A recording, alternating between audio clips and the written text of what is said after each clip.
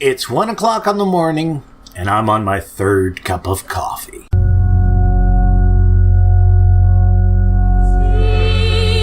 And in my mother's womb was fashioned to be flesh in the time of 10 months, being compacted in blood of the seed of man. That's right. Of the seed of man. The word seed is sperm, and sperm comes through having sex. It's shut out of your father's rod, right. To put it in layman terms, in his penis. That's right. That means a man put his penis in a woman and bust off in her. Then the angel said to him, "Take out the entrails of this fish, and lay up his heart and his gall and his liver for thee, for these are necessary for useful medicines."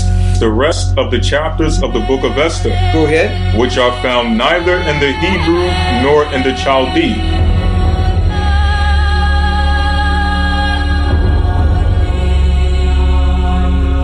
Greetings, fellow worker slaves, podcasting at 128 kilobits from the Fortress of Squalitude. This is the Atheist in the Trailer Park podcast. I'm your host, Tucker. Professor Fuzznuts is curled up asleep on the couch with buttons. Yes, it's a podcast hosted by a guy and his cats. Get over it. This is a Biblical Apocrypha episode where I read a book or two from the Biblical Apocrypha. Next episode will be a news episode. And let me go ahead and get out the news that all of you are no doubt breathlessly waiting to hear. I did get buttons fixed this past week. So here's what happened. You know, me being laid off, I am really worried about my funds, so I opt to get buttons fixed and not buttons and Fuzznuts, or not Fuzznuts. Now, it would have been cheaper to get Fuzznuts fixed, but if you've ever dealt with a female cat in heat, like male cats go into heat, but you know what I mean, you have an idea of what it's like. So I opted to get her fixed because that would give the most peace in the house, and I wouldn't have to worry if she got outside while she was in heat and got knocked up. So that's what I did. It was $210 basically to do that.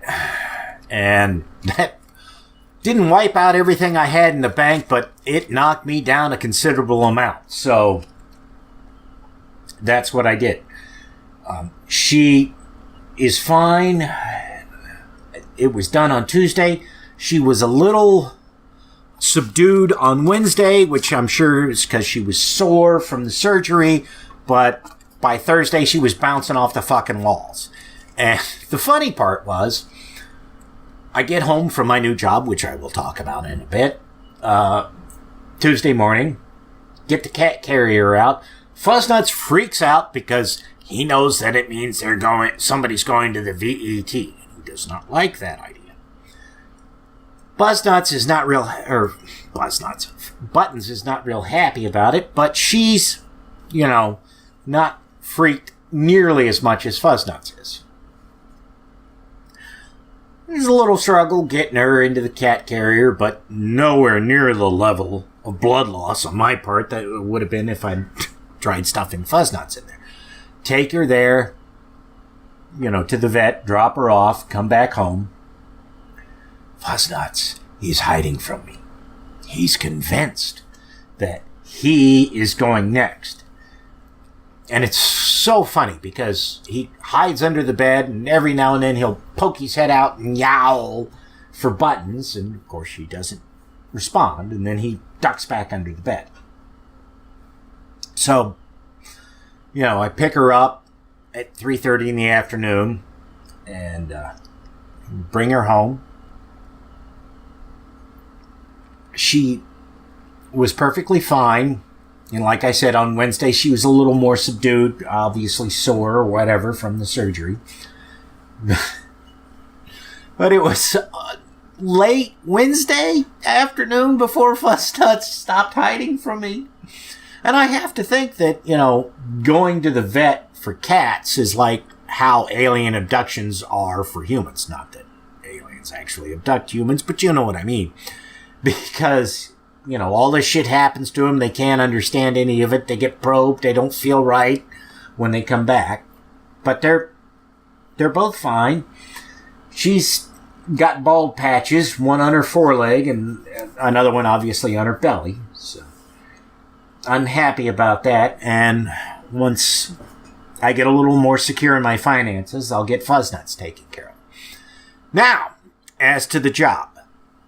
If you recall, I said, I bet there's a catch with this.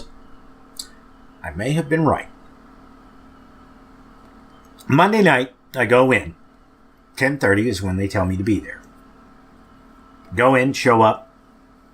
They do some training with me. They show me this music video. Literally, it's a music video of people working in various factories that the company owns, smiling and waving at the camera. And I forget the name of the band that did this, the song they used, but it's somebody I've heard of. And they say, okay, now we've got an issue here. We're really short of people on this shift, and we need you in this other area rather than sanitation as you want it. Now, I'm not going to object. What they didn't really explain to me at the time was that there was pay difference between sanitation, and sanitation is cleaning the equipment, not hauling garbage out at this place. And the job I was going to be, they wanted me to do. I can't really protest because I need a job, and shit, this thing is 15 minutes on foot from the house. As a temp, it pays me more than what I was making at my previous job.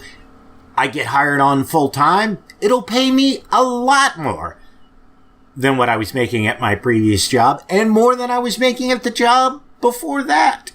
So I can't object. I can't. I have to say, yes, like I said, I don't know what this title is for the job, and I really don't understand what I'm supposed to do. I mean, I do, but I don't, and I'll get to all that. So, I'm doing this not new position, but I'm doing this different position. And it is, the company makes food products.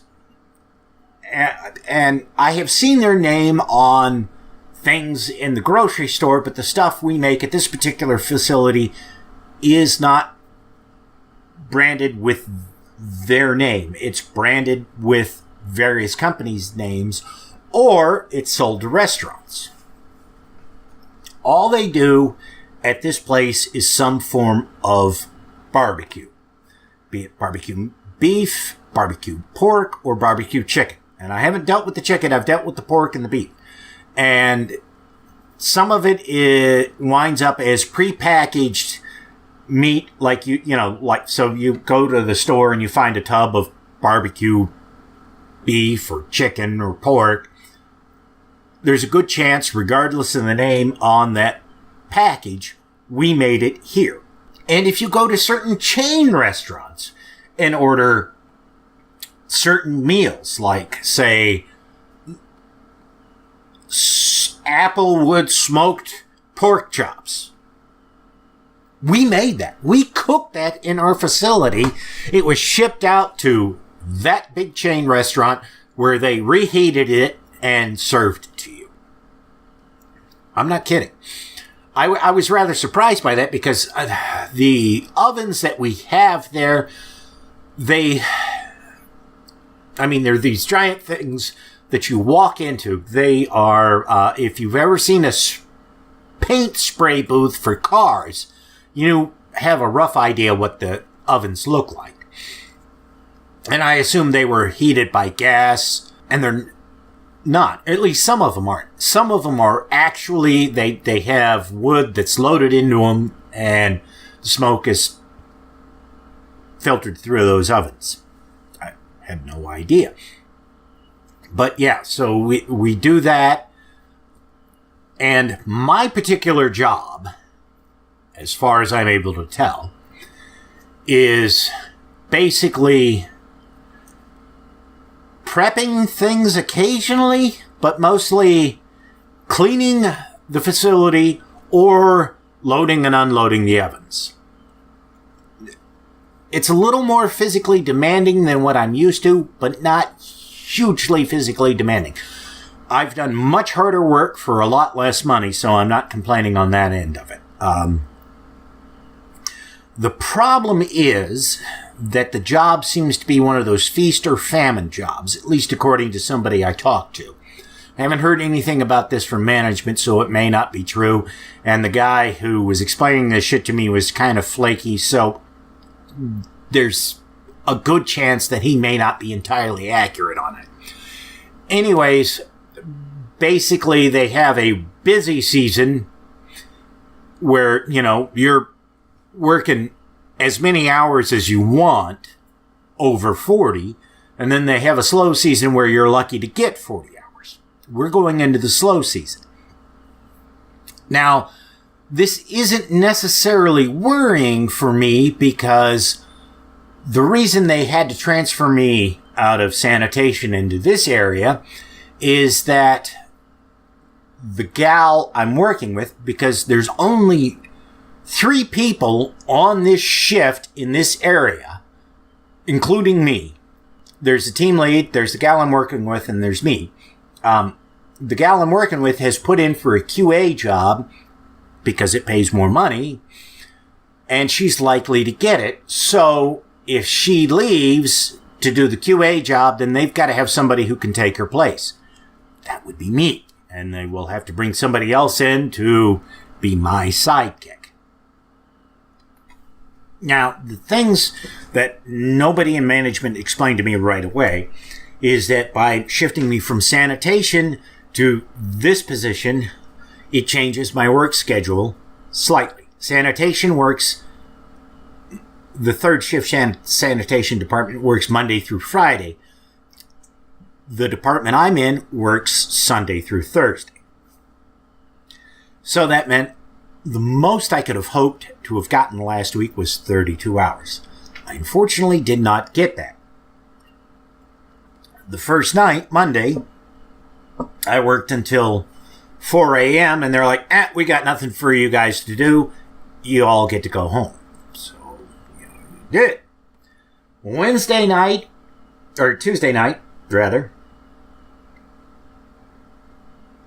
I again got to leave a little early. Wednesday night, I did a full shift. Thursday night, I also did a full shift, but they had asked me on Wednesday to come in early so that I could learn some of the procedures because the volume of work is low, so they can't really show them to me on thirds, so they wanted me to come in on seconds so I could learn them there. I did. Of course, when I got there on seconds, they're like, what the hell are you doing here? We really don't have anything for you. I did learn a few things. But, this is what I'm doing, and no worries, there's no Upton Sinclair, there's the jungle kind of horror stories in all of this. You're taking meat out of packages or out of containers, putting it on racks, or putting it in a marinator, which is this giant drum that rotates, and you dump seasonings in there, and they all mix together, and it runs for hours. And then you pull it out and put it on racks and put it all in the oven, or you pull it all out of the ovens, and then you clean everything. And we have garden hoses that we spray the floors and walls down. I am really, really impressed by how clean that place is. My last job was making medical equipment, and they didn't have the level of sanitation that this place does. And there was always an atmosphere of sullen resentment about how clean my last job they would have to do things. It's like, well, we don't like it, but you gotta do this thing. This job, it's like, hey, we gotta do this stuff because it's the right thing to do. So that seems to be a positive. Now, I have been told, again, by that employee who is not entirely reliable, that they're going to be shutting the facility down for a week next month so that they can upgrade the equipment, because the parent company is trying to find a way to keep the work level steady in the facility rather than, having periods where there's almost no work. Don't know if that's true or not. That is going to kind of complicate things as far as my finances go, but we will just have to see. And as of right now, the job is not bad at all. The big complaint I have is the weekends, because I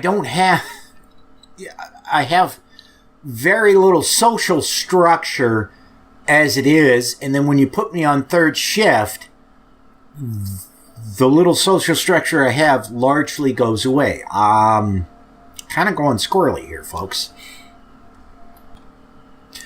It's because my whole system of, internal timekeeping has been thrown off. Even when I'm at that job, I have no idea what fucking time it is. They come up to me and they say, hey, it's time to take a break. It feels like I've been there for 5 minutes. Turns out I've been there for a couple hours. And then, you throw me, on my days off. It's like, I got no idea. I don't know anything as far as time goes. So that's really hard for me to readjust to. Especially since I don't have a car. Because for most of my life, adult life, I've worked either second or third shift, but I had a car.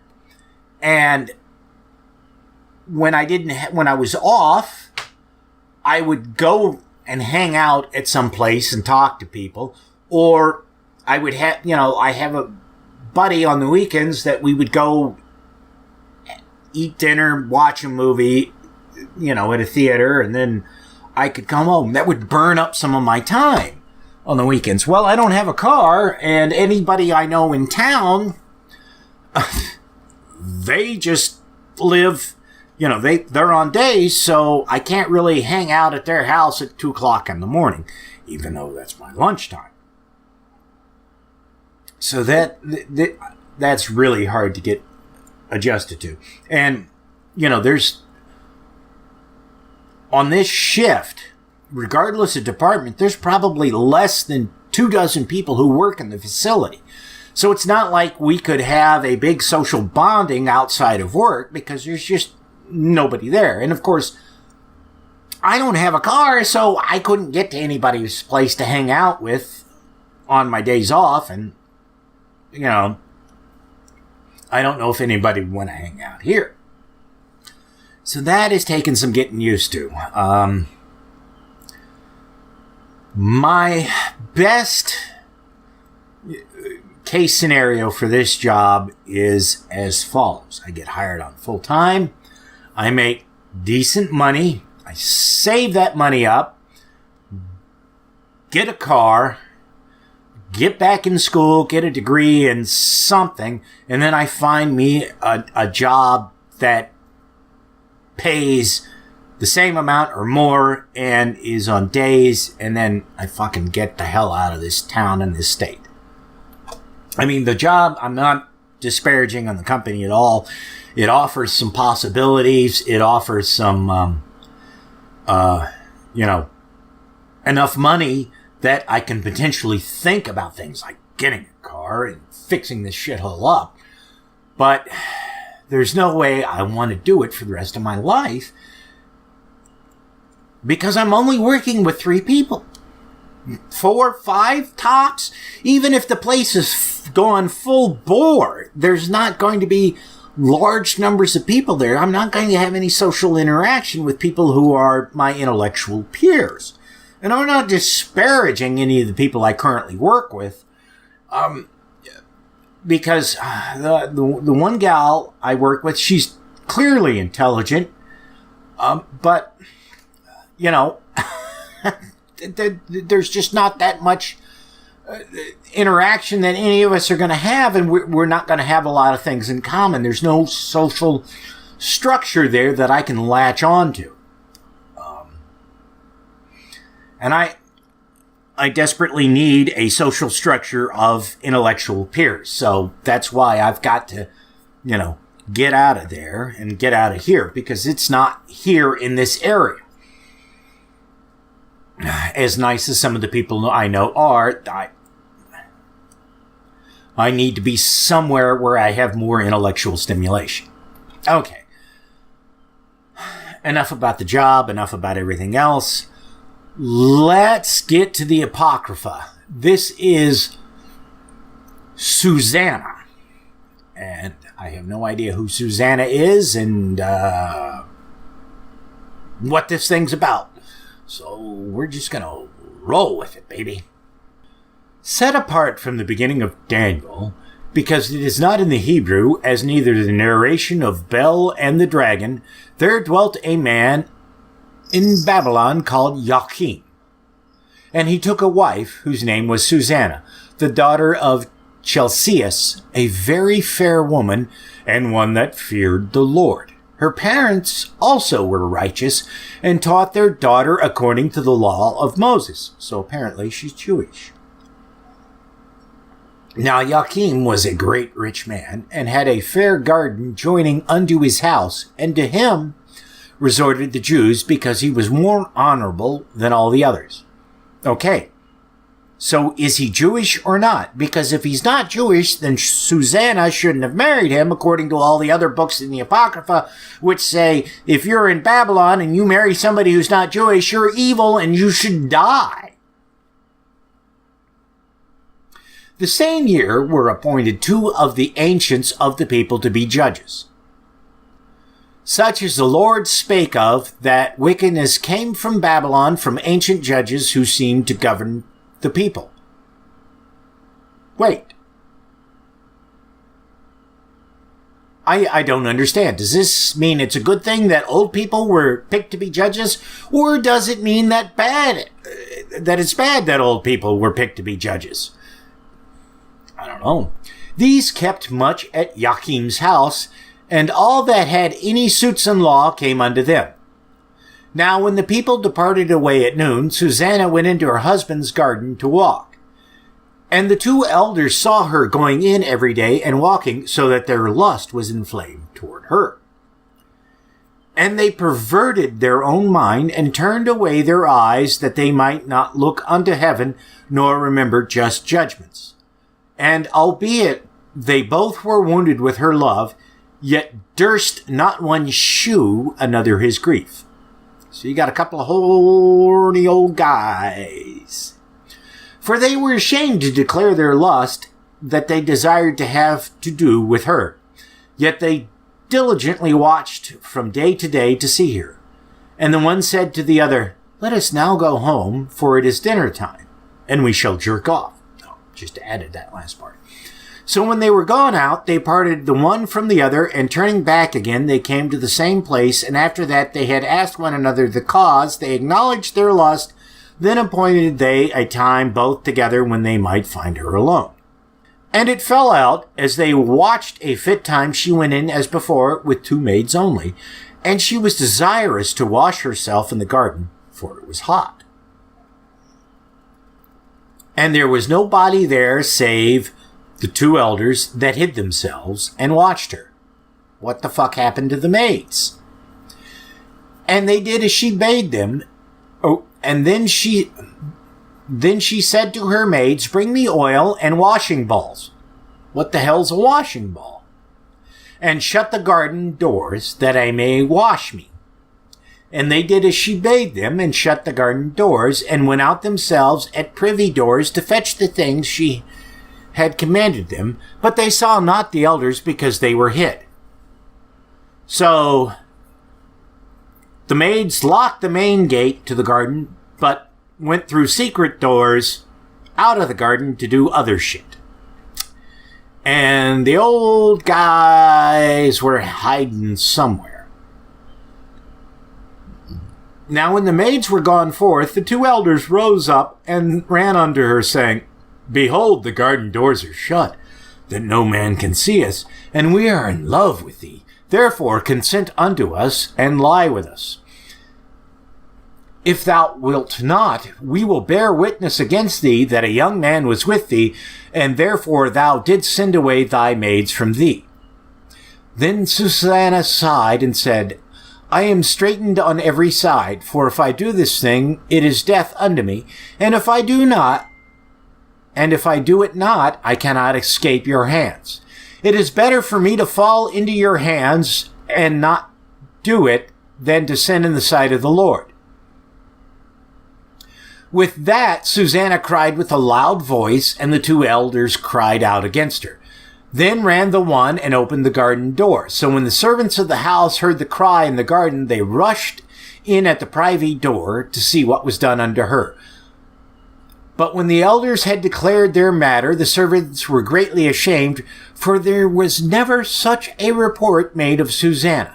And it came to pass, the next day, when the people were assembled to her husband, Joachim, the two elders also came full of mischievous imagination against Susanna to put her to death. And said before the people, Send for Susanna, the daughter of Chalikas, Joachim's wife. And so they sent. So she came with her father and her mother, her children, and all her kindred. Now Susanna was a very delicate woman, and beauteous to behold. And these wicked men commanded to uncover her face, for she was covered, that they might be filled with her beauty. They're going to spank it in public. Therefore her friends and all that saw her wept. Then the two elders stood up in the midst of the people and laid their hands upon her head. And she, weeping, looked up toward heaven, for her heart trusted in the Lord. And the elders said, As we walked in the garden alone, this woman came in with two maids, and shut the garden doors, and sent the maids away.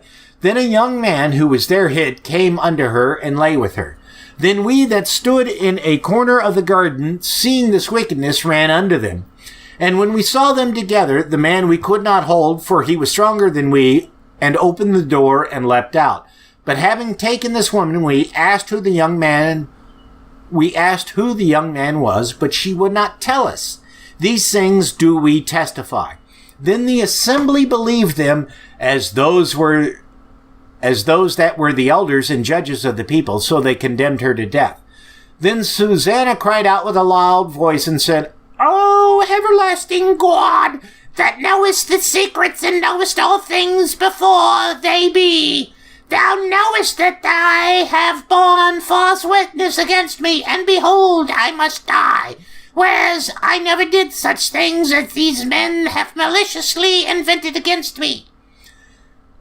And the Lord heard her voice. Therefore, when she was led to be put to death, the Lord raised up the Holy Spirit of a young youth, whose name was Daniel, who cried with a loud voice, I am clear from the blood of this woman. What the fuck does that mean?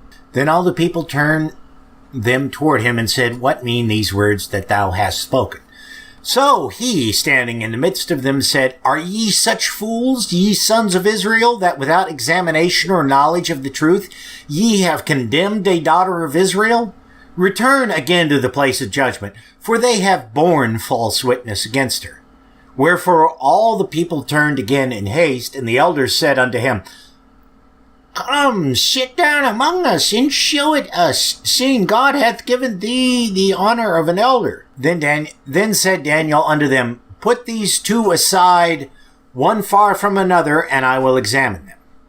So when they were put asunder from one another, he called one of them, and said unto him, O thou that art waxen and old in wickedness, now thy sins which thou hast committed aforetime are come to light. For thou hast pronounced false judgment, and hast condemned the innocent, and hast let the guilty go free, albeit the Lord saith, The innocent and the righteous shall not slay. The innocent and righteous shalt thou not slay. Now then, if thou hast seen her, tell me, under what tree sawest thou them companying together? Who answered? Under a mastic tree. What the fuck is a mastic? I have no clue. We'll just use the Googles. It's a glue tree, apparently. And Daniel said, Very well, thou hast lied against thine own head. For even now the angel of God hath received the sentence of God to cut thee in two. So he put him aside and commanded to bring the other, and said unto him, O thou seed of Chanaan, I'm guessing that's supposed to be Canaan, even though it's spelled Chanaan, and not of Judea. Beauty hath deceived thee, and lust hath perverted thine heart. Now therefore thus have ye dealt with the daughters of Israel, and they for fear companied with you. But the daughters of Judah would not abide your wickedness. Ooh. So this, apparently, is a story which is putting the Judeans ahead of the Israelites. Something you don't see in the Bible very often, I don't believe. Now, therefore, tell me, under what tree didst thou take them accompanying together? Who answered, under an holm tree. What the hell is a holm tree? I don't know. Let's do the Googles. It's a holly oak. It's an evergreen oak tree native to the Mediterranean. Then Daniel said unto him, Well, thou hast also lied against thine own head. For the angel of God waiteth with the sword to cut thee in two, that he may destroy you. With that, all the assembly cried out with a loud voice and praised God, who saveth them that trust in him. And they arose against the two elders, for Daniel had convicted them of false witness by their own mouth. And according to the law of Moses, they did unto them in such sort as they maliciously intended to do to their neighbor, and they put them to death. Thus the innocent blood was saved the same day. Therefore Chilias and his wife praised God for their daughter Susanna, with Joachim her husband, and all the kindred, because there was no dishonesty found in her. From that day forth Daniel had in great reputation in the sight of the people. And that is fucking it, folks. That is literally it for that book. And we're barely into the half hour mark, even with all my babbling. So, we're going to Bel and the Dragon. Now, I'm awfully interested in this because I had never heard of this before. And this is apparently the inspiration for St. George and the Dragon, which I've seen paintings of and some discussion of, but didn't know any of the details. So let's see here. And this one is very short. The history of the destruction of Bel and the Dragon cut off from the end of Daniel. And King Astyages, Astyages, was gathered to his fathers, which I'm guessing that means he's dead, and Cyrus of Persia received his kingdom. Okay, let's pause this here and find out exactly what the date on this is supposed to be. Okay, so this is Cyrus of Persia, who lived from 600 BCE to 530 BCE. So it's somewhere in that range. And Daniel, no idea which Daniel this could be, conversed with the king and was honored above all his friends. Now the Babylons had an idol called Bel, and there were spent upon him every day 12 great measures of fine flour and 40 sheep and 6 vessels of wine. That sounds tasty. And the king worshipped it and went daily to adore it. But Daniel worshipped his own God. And the king said unto him, Why dost thou not worship Bel? Who answered and said, because I may not worship idols made with hands, but the living God, who hath created the heaven and the earth, and hath sovereignty over all flesh. Then the king said unto him, Thinkest thou not that Bel is the living God? Seest thou not how much he eateth and drinketh every day? Then Daniel smiled and said, O king, be not deceived, for this is but clay within and brass without, and never did eat or drink anything. Mind you, the Jews were taking offerings at their altars at the same time as this supposedly occurred, so you could argue both gods are eating and drinking. So the king was wroth and called for his priests and said unto them, If ye tell me not who this is that devoureth these expenses, ye shall die. But if ye can certify me that Bel devoureth them, then Daniel shall die, for he hath spoken a blasphemy against Bel. And Daniel said unto the king, Let it be according to thy word. Now the priests of Bel were 70, besides their wives and children. Why the fuck would you count those? And the king went with Daniel into the temple of Bel. So Bel's priest said, No, we go out, but thou, O king, set on the meat, and make ready the wine, and shut the door fast, and seal it with thine own signet. And tomorrow, when thou comest in, if thou findest that not that Bel hath eaten all up, we will suffer death, or else Daniel that speaketh falsely against us. And they little regarded it, for under the table they had made a private entrance, whereby they entered in continually and consumed those things. You don't think the Jews would have done the same thing with their temples? No. So when they were gone forth, the king set meats before Bel. Now Daniel had commanded his servants to bring ashes, and those they strewed throughout all the temple in the presence of the king alone. Then went they out, and shut the door, and sealed it with the king's signet, and so departed. Now in the night came the priests with their wives and children, and as they were wont to do, and did and eat and drink all. In the morning betime the king arose, and Daniel with him. And the king said, Daniel, are the seals whole? And he said, Yea, O king, they be whole. And as soon as he had opened the door, the king looked upon the table and cried with a loud voice, Great art thou, O Bel, and with thee there is no deceit at all. Then laughed Daniel and held the king that he should not go in, and said, Behold now the pavement, and mark well whose footsteps are these. And the king said, I see the footsteps of men, women, and children. And then the king was angry.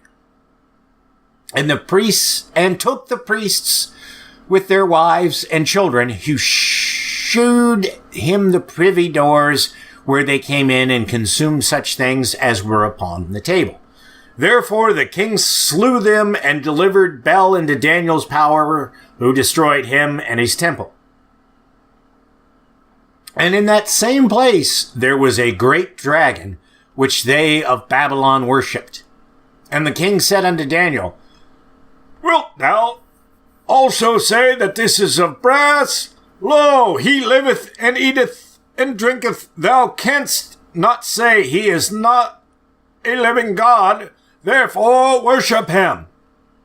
Then Daniel said unto the king, I will worship the Lord my God, for he is the living God. But give me leave, O king, and I shall slay the dragon without sword or staff. The king said, I give thee leave.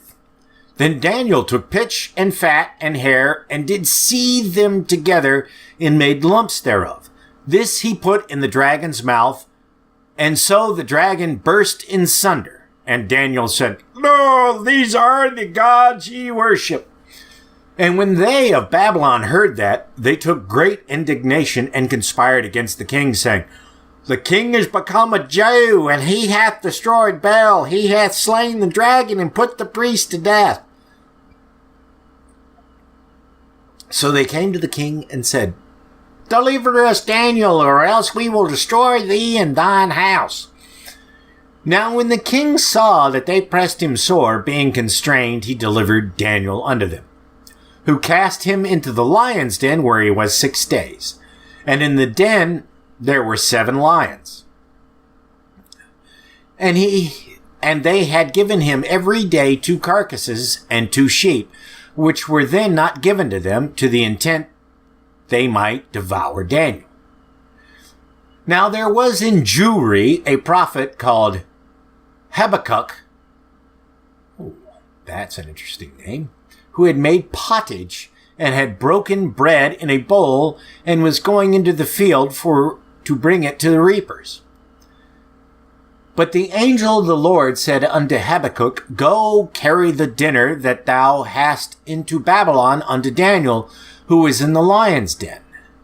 And Habakkuk said, "Lord, I never saw Babylon, neither do I know where the den is." And the angel of the Lord took him by the crown and bare him by the hair of his head, and through the vehemency of his spirit set him in Babylon over the den. And Habakkuk cried, saying, "O Daniel, Daniel, take the dinner which God hath sent thee." And Daniel said, "Thou hast remembered me, O God, neither hast thou forsaken them that seek thee and love thee." So Daniel arose and did eat, and the angel of the Lord set Habakkuk in his own place again immediately. Upon the 7th day the king went to bewail Daniel, and when he came to the den, he looked in, and behold, Daniel was sitting. Then crieth the king with a loud voice, saying, "Great art, Lord God of Daniel, and there is none other beside thee." And he drew him out and cast those that were the cause of his destruction into the den, and they were devoured in a moment before his face. And that is fucking that, folks. Okay, now I sort of feel like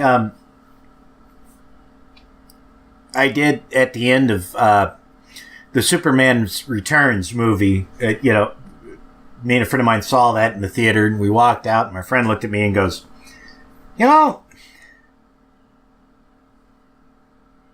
you want to look at Lex Luthor and say, that's your plan?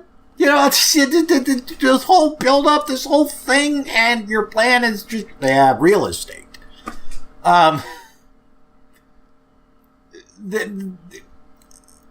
This story inspired all kinds of dragon myths and legends from in the medieval period. There's hardly anything to it at all. And let me digress here a bit, and I'll put a link to this in the show notes because it's a really interesting book, though it is out of print. It's called The Flight of Dragons by Peter Dickinson, and it's illustrated by Wayne Anderson. It was written in the 80s, and I guess there's a video, an animated movie that is sort of based on this, but not really. Anyways, Peter Dickinson's theory in writing the book is that he tried to look at all the various myths and legends of dragons and puzzle out if they were actually based on living creatures and not merely fairy tales. It's implausible that such creatures actually existed, but he does give some fairly good evidence as far as, not evidence, that's not the right word. He does have a fairly good hypothesis of how such creatures could have evolved. His idea is this, that you have a lizard like the Draco, which is a flying lizard. They're small. Dragons actually would have been large creatures. But Dracos have rib extensions with skin covering them that enable them to glide.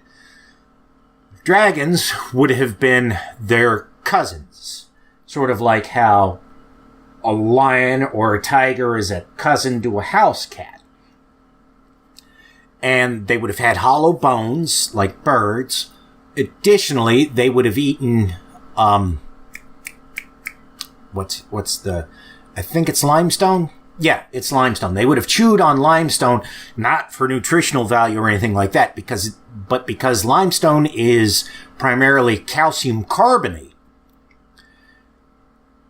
it would mix with the hydrochloric acid in their stomach and produce hydrogen gas. And they had a chemical that they would spit from their lips when they belched out the gas that would generate enough heat that it would cause the hydrogen to flash ignite, thereby giving them the ability to breathe flame. And dragons would have looked like the Asian version of them, not the Western version. Serpentine, and you wouldn't necessarily see the wings because they were, flaps of skin. And because these animals tended to produce a lot of acid, it would be unlikely to find actual fossils or remains of them because when they died, the acids would have caused all the bones, etc., to rapidly decompose. And the reason, like dragons had an affinity for gold and precious metals, is because they would be relatively inert to the compounds which would naturally be excreted by a creature with such a physiology. Like I said, the probability of this guy being right is really, really low, but it's a fascinating, attempt at rationalizing these various myths and legends that we have of dragons, both, the Eastern versions and the Western versions, as well as the American versions, Quetzalcoatl and Thunderbird, which are somewhat vaguely described in manners which could be applied to dragons.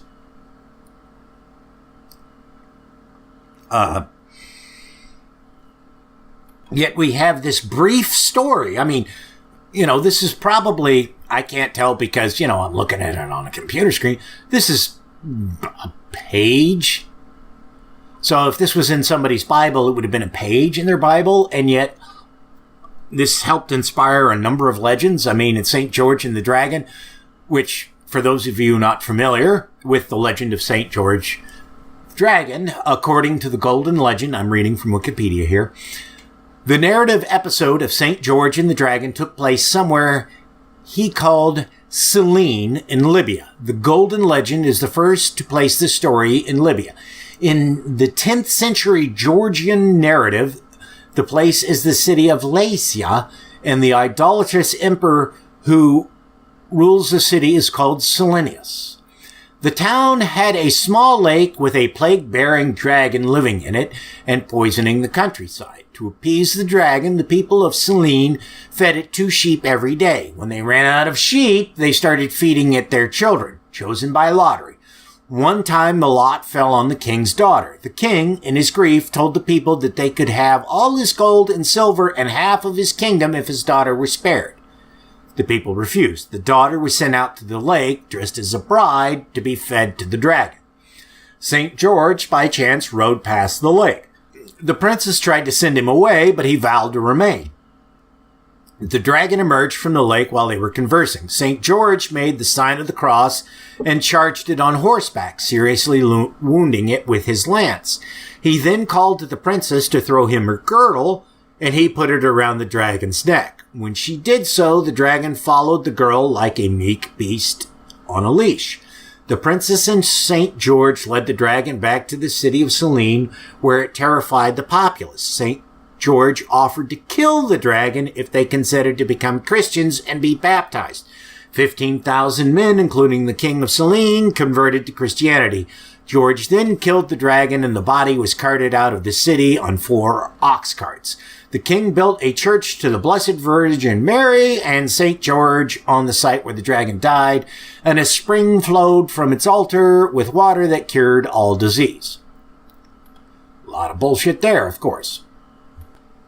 So somehow we get from this little story to lots and lots of legends of dragons, apparently. In looking up Bel and the Dragon on Wikipedia, the earliest known text is 2nd century AD or CE. So obviously this is an interpolation of something. Now, I want to deflect over to Habakkuk for a moment because it actually leads to some really interesting things. And really these have nothing to do with the who the figure was in the Bible. During World War II, at the start of the war, there was a guy, and I know I've talked about him before, but I'm going to talk about him again, whose name was Geoffrey Pike. He was an eccentric British boffin who came up with this substance he called picrete. It was water mixed with a percentage of sawdust. Pull it up here. 14% sawdust that was frozen. This made it very hard, as well as raised the point at which it started to melt. His idea for during war was that they would make giant aircraft carriers out of picrete. Since this would be cheaper and faster than building ships and use those for the war effort. It did not go as planned, although there was a lot of work done. The BBC did a really fascinating radio program on him, which is unfortunately not available. It's called Habakkuk of Ice. The reason it was called that is because that was the name of the proposed aircraft carrier that Pike wanted to build. It was going to be called Habakkuk. And when you hear on the episodes where I use the bumper from Thomas Dolby's She Blinded Me with Science, in that song, you hear the guy who's going, "Science!" That is Geoffrey Pike's nephew. And Pike, as I said, fascinating character. He was, one of these wealthy guys that England had before the First World War who, they're like Downton Abbey types. They've got all this money and they don't have any point in life and they just sort of hang out. He, when World War I started, managed to go to a British newspaper and talk them into letting him be a reporter. He went in Germany, and he went to Germany, was there for a period of time, I forget exactly how long, and the Germans decided this guy is actually a spy for the British government, so we're going to lock him up in a POW camp, which Pike kind of was, but he was also legitimately doing some apparently seriously good reporting of the war. So after being in the POW camp for a period of time, he manages to escape. When he escaped, he was wearing a trench coat, rubber boots, and pajamas. And he escaped from Germany, walked across France, and managed to hit, the shore in France and get over to back to the UK. A pretty tough thing for somebody to do at that period of time because this was when the Germans had largely overran France. For the rest of his life, he wore the trench coat, the pajamas, and the rubber boots. For some reason, in his mind, that's all he needed to wear. So, to demonstrate picrete, how they sold Churchill on picrete, for the war is that Pike made a sample of it in a ball, gave it to one of Churchill's aides. Churchill's aide went to number 10 Downing Street, and when he was shown in, was told, well, the Prime Minister's in his bath right now, and the aide was like, perfect. Ran up there, threw the ball of pikecrete into the Churchill's bath, which kind of freaked Churchill out, and then the aide pointed out, notice it's not melting. Which Churchill was very intrigued by. And again, this is the early days of the war, when, things weren't looking all that good for the Brits, and they had no idea if the Americans were going to join the war effort or not. So the aide explains to Churchill what Pike wants to do. Churchill is like, this is a good idea. I think we should try this out. Spend some money on it. So it was brought before the Admiralty Council, who were kind of dubious of it. That aide set a block of pikecrete on the table in front of them at the meeting, and they were all like, I don't know. The aide took a revolver, shot the pikecrete. The pikecrete didn't shatter. The bullet ricocheted off of it and went into the leg of one of the guys there at the meeting. At which point, the British government said, hey, or, the Admiralty Council said, hey, we could actually use this stuff. And they built a prototype. It was a small ship. I don't remember how big it was. It was probably a boat, since it's not big enough to be. There's some line where boat becomes a ship, but I don't know what it is. Anyways, they built this, and they did it in a lake in Canada. And it stayed frozen for a long period of time, like all through the summer and into the winter and then the following summer. The project got canceled because Pike was one of these anal retentive types who everything has to be just so perfect, and he fought with everybody on various things, so the project took longer than what it was expected, and by the time they started getting to a point where they could actually think about producing these things, the U.S. had entered the war, and Churchill was like, we're just going to cancel it. That BBC program, though, goes into details because Churchill and Pike both... the reason there's like a sort of a numerological or linguistic significance as to why Pike picked the name Habakkuk, and Churchill recognized this, and I don't remember all the details, but there's like two variant spellings of Habakkuk, and Churchill supposedly said, well, after he canceled the program, if he'd have picked the other spelling of it, it might have succeeded, and it all has to do with numerology and crap that both Pike and Churchill would have known. The BBC radio play is fantastic. Unfortunately, it's not available.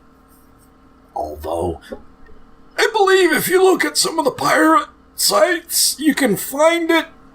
Not that I would know anything about pirating stuff. But yeah, they occasionally rebroadcast it on the BBC, and it shows up and things. It's worth listening to. Pike, interestingly, after the war, decided that the reason most people didn't accept his genius was due to a lack of proper medical care. And he's the one who started, he pushed for the National Health Service in the UK, and then committed suicide. Which is a tragedy, I know, but it's amazing that Well, you just really have to listen to that thing because it gives you a really good idea about him. But, you know, he was a genius. He was crazy. He committed suicide.